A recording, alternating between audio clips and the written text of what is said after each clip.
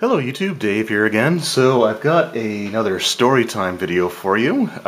So earlier today I got to run my first ever role-playing session with the Starfinder RPG. I was actually supposed to be running my first edition Advanced Dungeons & Dragons campaign. However, it's only a three-person group at this point in time, and one of the players was sick and wasn't able to make it. So I didn't know exactly what I was going to do, and typically the AD&D sessions only ran for about 2.5 to 3 hours, whereas other ones tended to go closer to 5. So I took my AD&D stuff with me, but I also decided that, because we kind of talked about it the previous day just a little bit, because one of the players in that AD&D game had mentioned that he picked up a bunch of the Starfinder stuff. So I decided to take my Starfinder books and I printed off a few character sheets on the off chance that they might be interested in starting something up. I do want to start up a Starfinder campaign in the very near future, and I want to start with the Reach of Empire, against the Aeon Throne storyline, because I really like that adventure and I kind of want to run it. So I basically, gave the players the option. And I just want to get my Reach of the Empire book out because I forget the important NPC's name that's used in the setup, so we're going to get that out here right now. But I gave my players the option. I said we can just play the two characters for the AD&D and see how it goes, or I brought these books with me in case you're interested in playing Starfinder. I did bring the products that I brought with me were the Game Master screen, the core rulebook, and the Alien Archive, because I figured that we might be able to squeak out a single test combat just to see how the combat system works. So as we started, they decided obviously to do the Starfinder character creation. So what was really cool about it is, unlike all the other weekends that we've gotten together for the AD&D game, one of the players who normally had to leave early, which is why the game was always cut short, was actually able to stay for the whole time. Normally, he often works on the weekends, but he didn't have to work work today. So we actually had a lot more time than I was expecting, which left me in a bit of a quandary. I thought maybe I could run just a couple of test combats, but that's kind of boring. And so I decided, while they were making their characters, that I was going to run a completely impromptu 100% improv session. Just a little mini adventure that we could knock out in the couple of hours that we had remaining by the time everyone was done building their characters. So the one thing I knew off the top of my head is that I wanted to set up for the Reach of the Empire, the Aeon Throne storyline.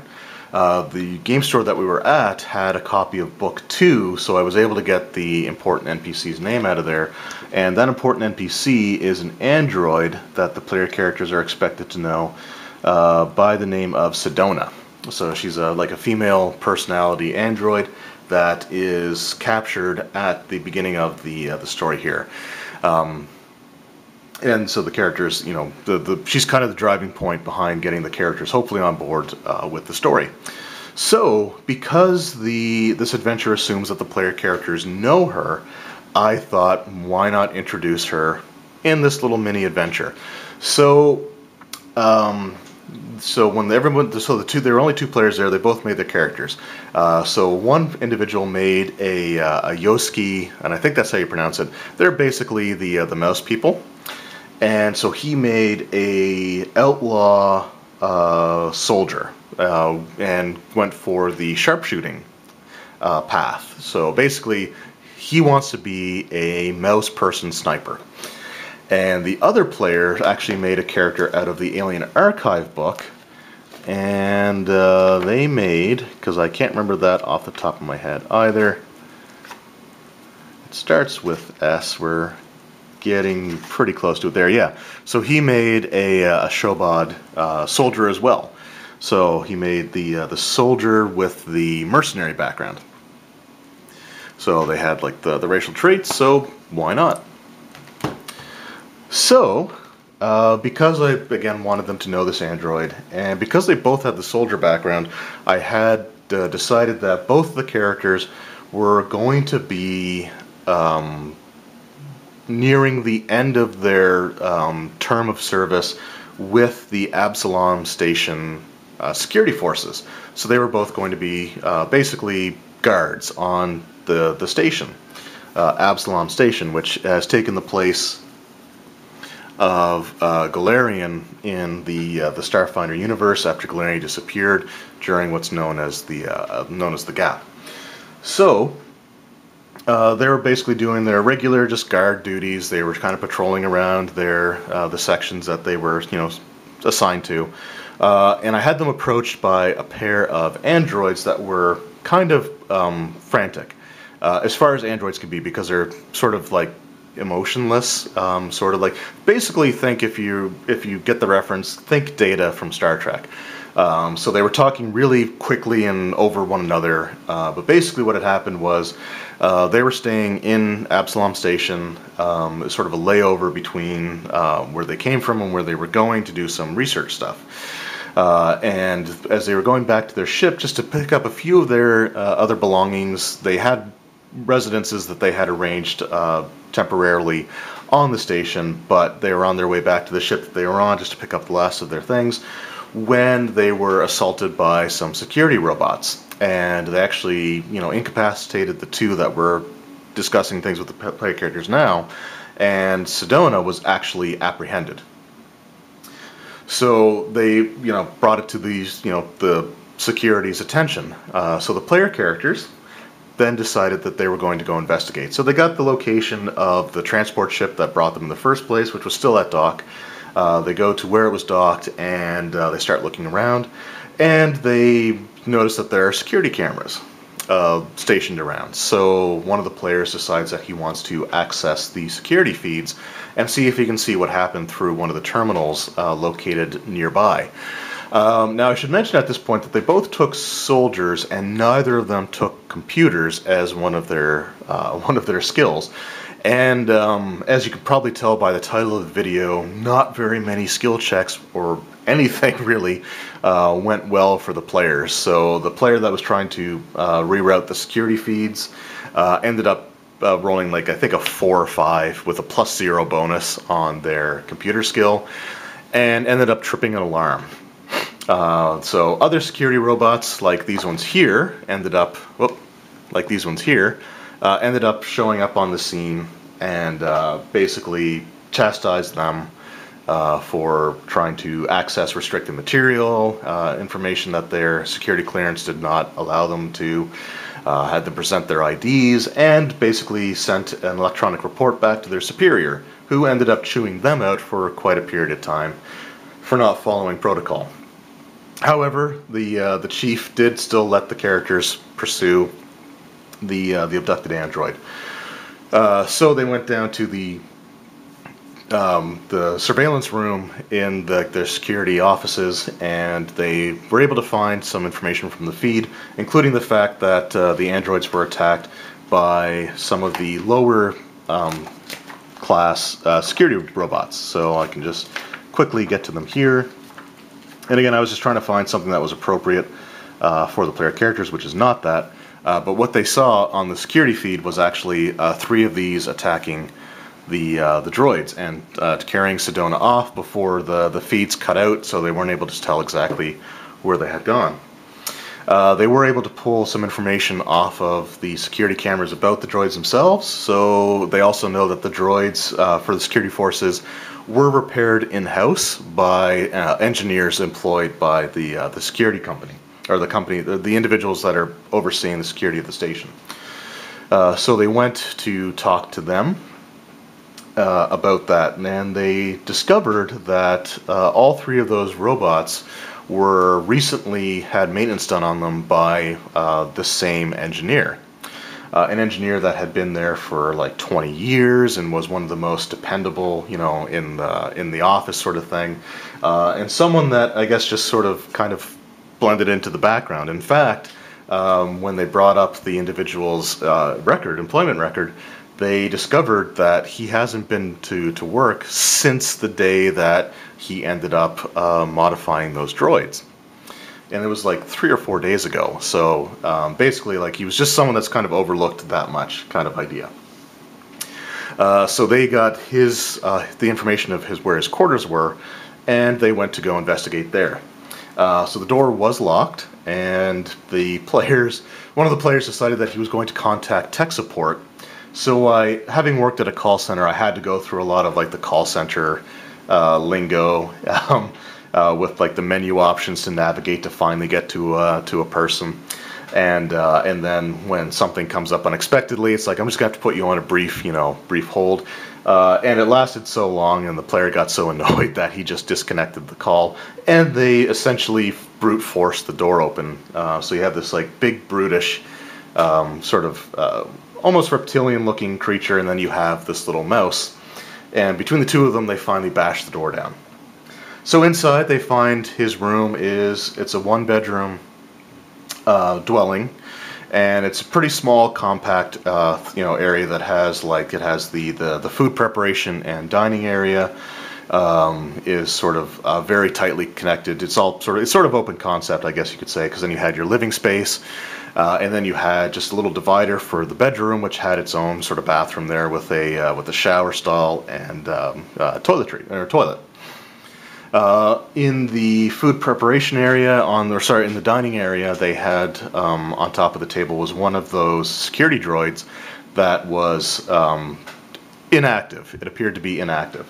In the living area, you had just a small couch that had a table in front of it with a personal computer with a bunch of essentially like USB drives. They were, I guess, data sticks, you could call them.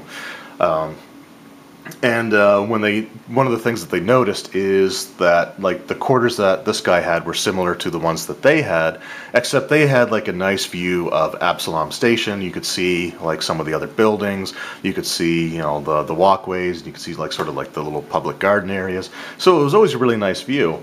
And this guy, I think I gave him the name of Raph, but this guy had basically his view was completely blocked by a nearby, like a building that sort of cut everything off, and there was like a little tiny sliver of view that you could get. So I just wanted to paint sort of a depressing picture of how this guy lives.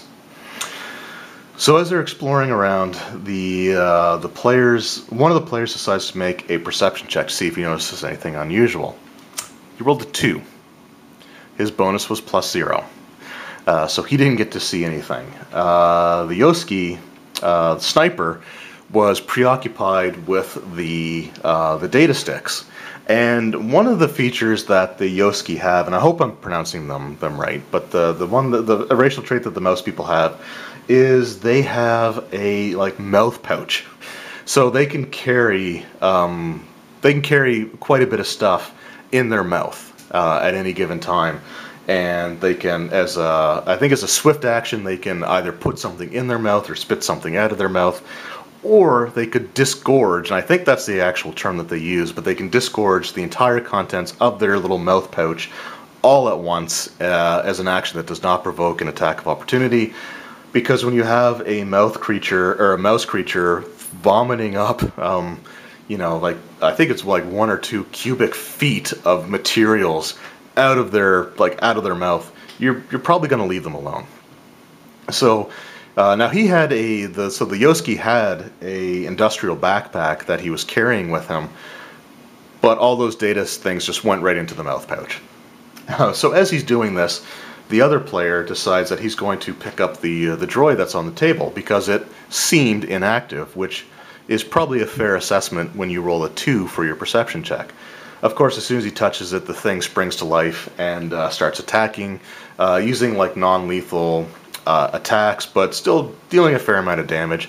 The Yoski kind of ended up flipping over the table sort of thing, and was trying to use that for cover. On the first round, he decided to take the full attack action, and or the first round that he was able to, he took the full attack action, which lets you take 2 attacks at -4. And rolled pretty poorly, so he put 2 holes basically in the wall. As the fight went on, he also got, I think, a critical fumble, so he rolled a natural 1. And because he was using like the table that had the personal computer for cover, basically ended up shooting the computer right in front of him. However, they end the fight. The Yoski got stuck in place with like a sticky grenade that the security droid threw, but the player characters persevered at the end. So the big brutish soldier picks up the little Yoski, rips him out of the sticky goo, puts him in the sink to clean off, and goes about searching the rest of the room. So I allowed him to make one more perception check to find any other information, and he rolled I said, whatever you do, please do better than rolling a 2, which he did, because he rolled a 3. The other character was busy, cleaning himself up in the sink and splashing around in the water as this little happy mouse creature, and I think he got like a 5 on his perception. But he did ask if there was anything on the computer that was salvageable, so I said, go ahead, make a computer check. Initially, I was planning on just having it completely destroyed. However, he did roll a natural 20 on his computer check there. So it's like the casing was sort of melted away by the sniper's laser, which does fire damage, but the hard drive was still intact. So you're able to remove the hard drive, and they took it back to the engineering section along with this smashed and destroyed droid to see what information they could gain. So they go back to the security offices, they go back to the engineers, and the Yoski just disgorges all of those data drives out of his mouth, just bleh, all on the ground. So one of the office interns had to come over and basically like stuck his hand in a plastic bag and like picked it up and wiped off one of the drives, and had to do that for quite a few of them. So these little data sticks had what they were is they were things that were used for personalized messages. So they're very, very small capacity, but they were all from his place of employment. And all of them, or not all of them, but the ones that were of importance were the 6 consecutive years of being passed up for a promotion. So it was basically a letter of rejection from his company, thanking him for his loyal service, regretting to inform him that they decided to go in a different direction for, like the promotions that were coming up, and that, his skills made him extremely valuable at his current position, and they offered like a minimal kind of raise. So it just sort of, again, paints the picture of this guy. The hard drive that they got had just some really basic mundane stuff. However, there were some things that were starting to line up as interesting coincidences. So the day before the 3 security bots were serviced, the same ones that were responsible for abducting Sedona, was the time that he got his most recent rejection. His computer files, most of them are mundane, but he had a personal journal that he was keeping, and again, they were all pretty basic stuff up until the day that he again got that rejection letter. And as it turns out, the person who got the promotion ended up being, and I was again just trying to come up with a name off the spot, so it would end up being a female android by the name of Tina that he referred to. And again, I was running this in a public place, so I simply had him refer to Tina as getting the promotion because she used to be a pleasure droid. At least that was his opinion of her, and that he was sick of being passed over, and it started to read like basically the ravings of a madman, and that he was going to get his revenge on Tina. So they asked to bring up a picture of Tina to see what she looked like, and Tina was a model of android that looked very similar to Sedona, like hair color, eye color, height, everything, build was very, very similar. In fact, if you put the two of them next to each other, they could almost pass for twins. So as it turns out, Sedona was abducted as a case of mistaken identity. So the players asked if anyone knew where Tina was currently. So it's like, well, she had the day off, so she wasn't working that day.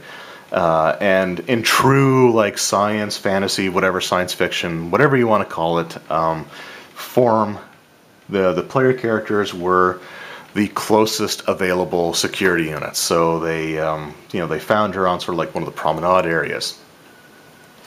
So they decided that they were going to get to her as quickly as possible. The Not the Yoski, the other one whose name, again, I keep forgetting. Let's just see if I can find it here really quick.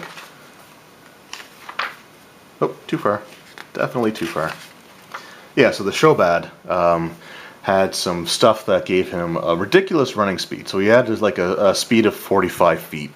So he just took the run action and put the mouse basically in his industrial backpack and took off. So they get to this area. It's basically sort of almost like a boardwalk kind of idea. So you had just a walking avenue or road, whatever you want to say, aisle, whatever you want to call it when it's inside a space station. And on one side of it were storefronts.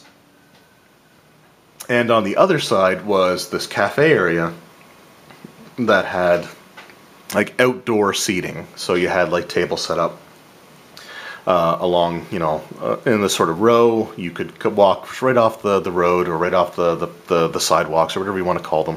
You can go right, into like the patio area for this cafe. The tables themselves actually had like they were sort of built into the ground.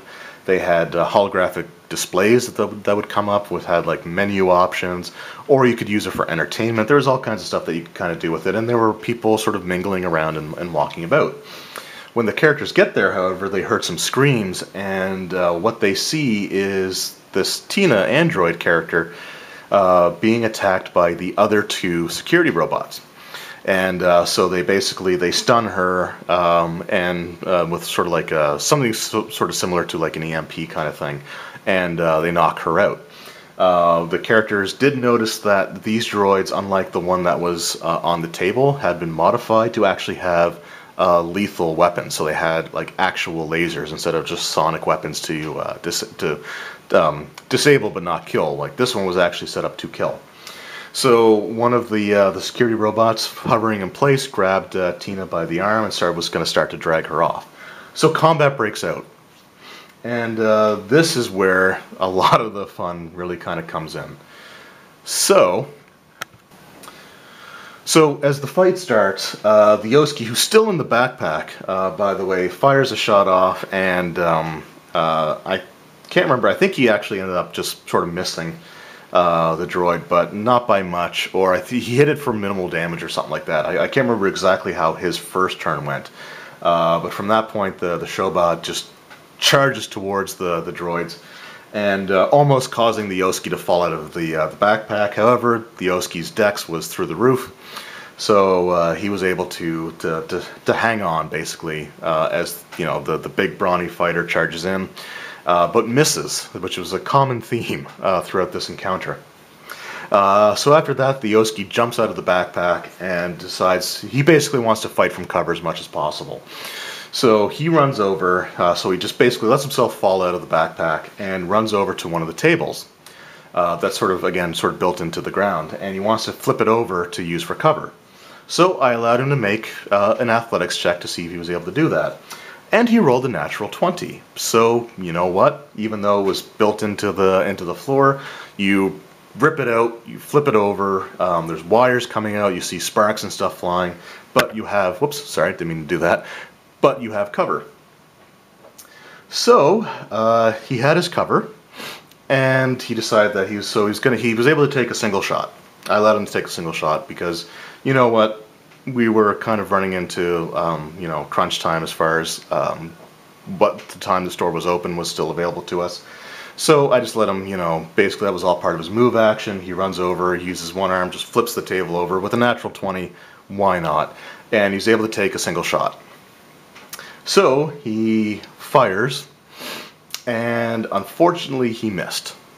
And he missed by a wide margin. He missed by, I think it was greater than 5. So, because there were civilians kind of milling about and panicking and just kind of running around and being stupid, because none of the players decided to try to direct traffic before jumping into the fight, I told him, it's like, listen, roll percentile dice. If you get 25 or less on the percentile dice, then you're going to hit one of these civilians.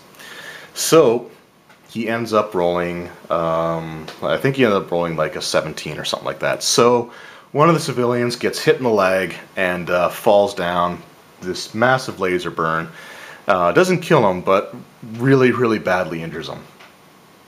Now his laser rifle has a critical hit ability where it basically sets the target on fire. So the other player asks, like, do you set him on fire?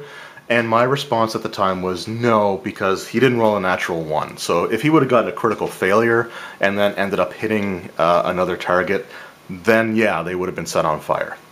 So keep those words in mind, because they're going to come into play pretty soon. So the next round of combat comes. The security robot that has the incapacitated android in hand just continues to move away. It's trying to drag her, so his speed was reduced by half. He was only able to get like 15 feet around. So the Shobod just yells out to the Yoski on his turn. It's like, can you please take out the one that's in front of me? If you can take that one out, I can get to the other one and try to stop it. So he goes to shoot, and it's like, so, you know, I just want to make sure. It's like, so which one are you shooting? Are you shooting the one with the android that's trying to get away, or are you shooting the one that's in combat with your ally? And that's when the little exchange takes place. So he decides to attack the one on his ally, and rolls a natural 1. So I was like, oh boy. So the same thing applied. I gave him a 25% chance to hit his ally, which I think is fair for rolling a natural 1. I could have made it much higher, but he rolled like an 8, and it was a natural 1, which I had just a few minutes earlier said would result in basically a critical hit being applied to the wrong target. So the Shobod gets set on fire and is reduced down to 5 HP. So his stamina points are gone, his hit points are gone, but after that, the Shobod was able to kill or destroy the robot in front of him. So he does that, and because I didn't want to be a jerk about it, he took fire damage for 1 turn, which is 1d6. He rolled, I think he rolled a 2, I think, or something like that. So he was he was reduced down to 3 hit points. But I had the fire suppression system come on, and basically like sprinklers come straight down onto where he was, and so it's like, you know, you're still on fire for now, but on your next round you're going to just take half of your whatever you roll on the d6, you take half of it. So I was like, okay. So that happened. So the next round comes, and the Yoski finally gets the other civilians to clear out, and takes a shot. He takes a shot and hits the proper droid this time, and actually does a little bit of damage to it. The Shobot charges up in melee, and so I expected he was going to attack. However, and these are some of my favorite words to hear as a game master, before he charged up, he got the other player to shoot, and they were discussing tactics, and his famous last words were, "I have a plan." So his plan was to run up, grab the security robot where he was grabbing the droid by, and ripping it apart, ripping it away from the android, and getting the android to safety. So I was like, okay. So make I think I said make an attack roll to see if you grab see if you grab properly. And he rolled a natural 1. So I could have had him simply miss, but it's like, you know what, you're grabbing at a large target. So instead of grabbing the security robot by the arm like you were trying to, you end up grabbing the android by the arm. So he's like, well, I still want to see if I can get the android and the robot separated, so what do I do for that? It's like, well, make an athletics check to see if what you're able to do. And then he rolled a natural 20. So it's like you're holding, so you didn't grab it where you thought you wanted to grab it by, but you still made your athletics check and you critically succeeded. So what ended up happening is he grabbed the android by the arm and not the security robot, and then basically ripped the android's arm out of its socket and flung the android to safety. So at this point, he's still holding on to the security robot, or not the security robot, he's holding on to the android's arm, which has the security robot also hanging on to it, and the sprinklers are still coming down. And so the android's arm has wires and stuff exposed, and there's still some latent electricity coursing through it. So I said, at this point, it's like, okay, so it's kind of bad, so make a reflex saving throw to drop the arm before, basically before you get zapped by it. So he failed that as well. The robot did as well, so at least they both failed, and they both took a little bit of damage. The problem is that the little bit of damage was enough to drop the Showbot down to 0 hit points and put him in the dying condition. He did have a racial ability that allows him to take one more turn before he falls unconscious. So, with that one more turn, he hauls off and punches the security robot and does just enough to finish it off, and then basically, so in this blaze of glory, within the span of just a few seconds, he runs up, grabs the android by mistake, rips its arm off as he flings the android away, gets electrocuted by the electricity coursing through the android's arm, enough to put him into the dying state, but before he does that, he takes one last punch, smashes the security robot into pieces, and then falls into a slump onto the ground. Now, he had enough resolve points to stabilize himself and then regain 1 hit point, so he did that. In the meantime, the Yosuke grabs the android's arm, takes it over, and wants to see if he can reattach it. So it's like, well, make a medicine check. I debated between medicine and computers, but I said, make a medicine check to see what you can do. So he rolled a natural 20 on that as well. So it was all the important rolls they failed miserably on, and some of the more superfluous ones were the ones that they always seemed to crit on. It was really weird series of rolls. Where the dice just seemed to hate them at the worst possible time. But with the natural 20, basically I just said, you actually notice that the android has sort of like a self-repair program built into it. So when you put the arm back up to the stump, and if anyone remembers, I think this was only in Canada, but if you remember the Play Safe commercial with Astro from the Planet Danger, that's basically what happened. He put the android's arm back on, and then, reminded everybody else to play safe kind of thing. And that's basically, how the adventure ended. So the other security forces were able to apprehend the disgruntled employee, and they were able to rescue Sedona at the same time. And Sedona, knowing that it was based off the player character's information, thanked them for what they did, and wanted to try to repay them any way that she could.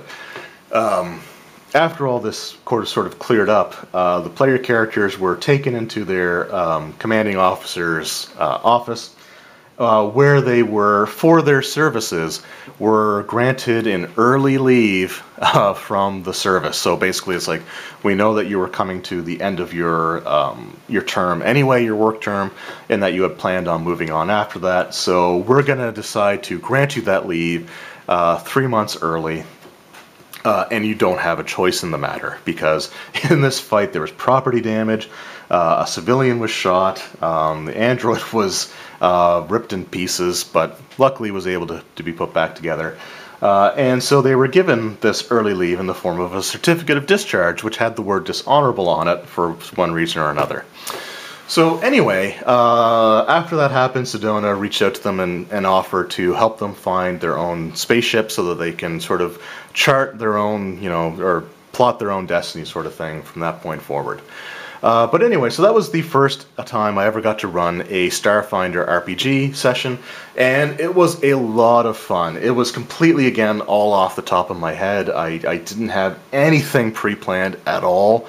going into it because I didn't think I would have enough time to actually do any sort of mini adventure. I figured I'd be lucky to get, you know, a couple rounds of combat in just to see how it plays out. So it was, again, it was a lot of fun. It was sort of a comedy of errors, and the players had a great time, and I had a great time. I think the system plays really, really well. And it was actually kind of nice to just improv a session. And I think overall, it went pretty well. So anyway, I hope you guys enjoyed the story, and let me know some of your Starfinder experiences, some of the things that you've done in that setting, you know, some of the adventures that you've gone on. I would love to hear your stories. If you have a YouTube channel or you're looking to start one, do a video response and let me know, and I'll be more than happy to sit down and watch your stories. Anyway, thank you guys very much for watching. I hope you enjoyed, and I will see you next time. Take care.